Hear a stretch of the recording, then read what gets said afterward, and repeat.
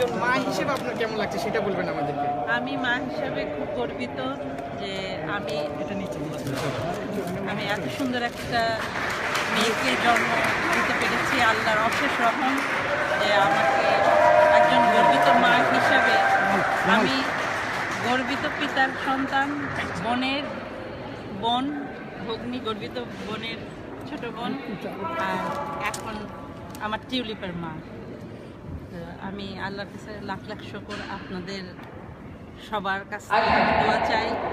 এবং মা হিসাবে এর থেকে আনন্দের আর কি হতে পারে সন্তানের সাকসেস, সন্তানের জীবনের একটা এত বড় জায়গায় যে।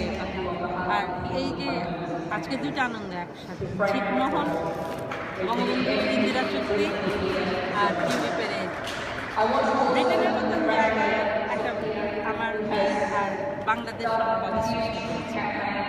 এটা মানে ইতিহাসের মধ্যে একটা বিরল।